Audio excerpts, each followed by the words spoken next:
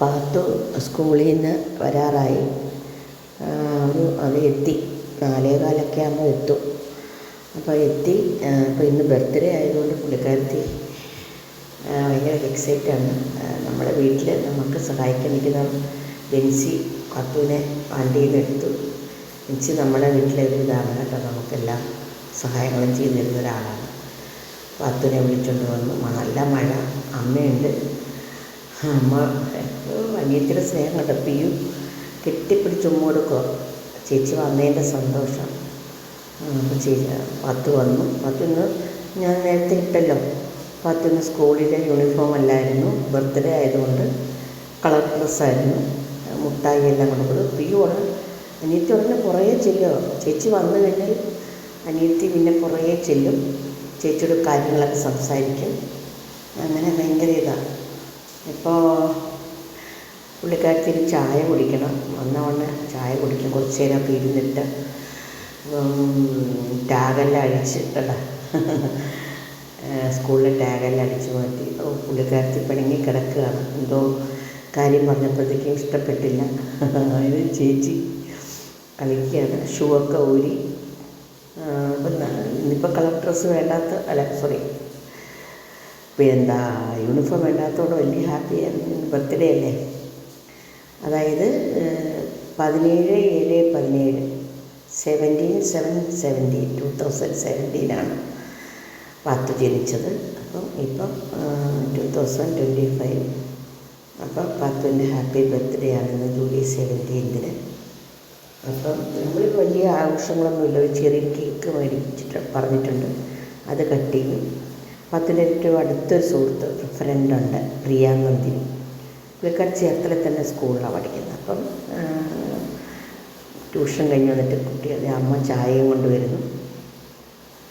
കൈ വാഷ് ചെയ്യാൻ വേണ്ടി കൈ വാഷ് ചെയ്തിട്ട് വന്നിട്ട് ചായ കുടിക്കണം. ചായ വേണം, പാത്തുവിന് ചായ വേണം കേട്ടോ. എനിക്ക് തോന്നുന്നു ചിലർ സ്കൂളിൽ നിന്ന് വന്നു കഴിഞ്ഞാൽ പാല് അങ്ങനെ എന്തെങ്കിലുമൊക്കെ ആയിരിക്കാം. പക്ഷെ എന്തോന്നും ഇങ്ങോട്ട് ഇങ്ങനെ ശീലിച്ചു പോയി. ശരിയല്ല ചായ കുടിക്കുന്നത്. പക്ഷെ ഇവിടെ ഇങ്ങനെയാണ്. അപ്പോൾ അനിയത്തി നോക്കി നിൽക്കുകയാണ്. പുള്ളിക്കാരത്തെ അടുത്തിരിക്കുകയാണ്. അമ്മൂമ്മയുടെ അടുത്ത് ചേർന്നിരിക്കുക. അമ്മൂമ്മയുടെ അടുത്തോട്ട് ചേർന്നിരിക്കുക. 3 പേരും കൂടെ. പാത്തുവിന് ചായ കുടിച്ചിട്ട് മേലെല്ലാം കഴുകി ഡ്രസ്സൊക്കെ മാറ്റി ട്യൂഷന് പോകണം.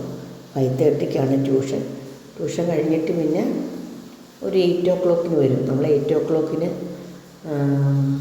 കേക്ക് കട്ട് ചെയ്യണമെന്ന് വെച്ചിരിക്കുകയാണ്.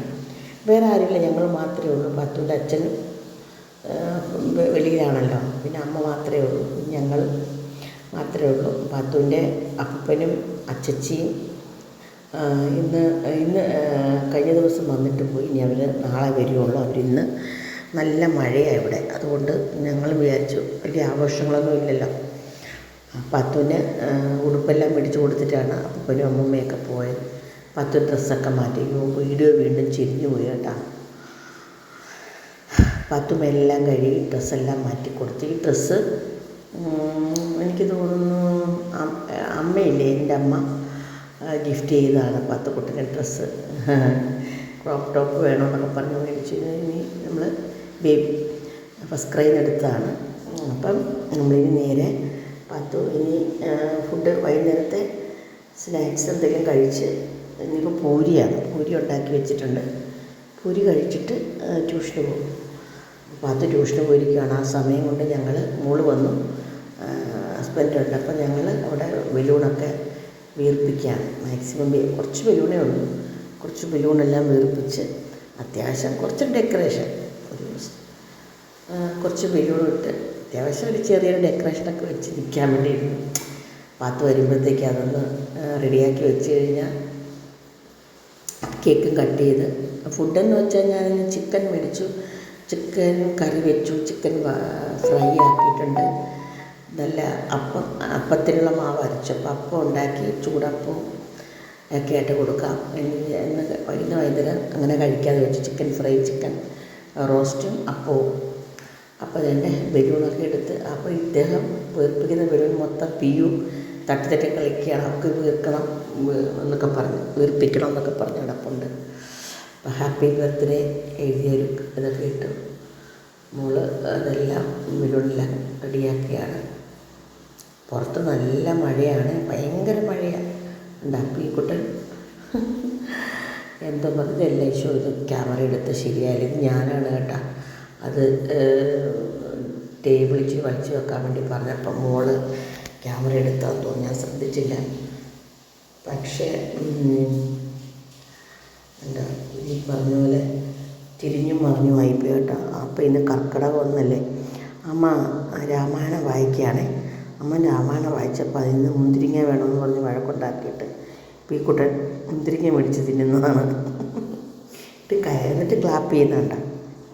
അപ്പോൾ ഞങ്ങളിങ്ങനെ ഇതിലുണ്ട് കണ്ട പാത്തുവിന് ഫ്രണ്ടാണ് പ്രിയ നന്ദിനി. കുട്ടി വന്നു, അപ്പോൾ കേക്ക് കട്ട് ചെയ്യാൻ വേണ്ടി പോവുകയാണ്. എല്ലാം കേക്കെല്ലാം എടുത്ത് വെച്ചു. കേക്ക് എടുത്ത് വെക്കുകയാണ്. ലേബോണിന് പറഞ്ഞ കേക്കാണ് അത്.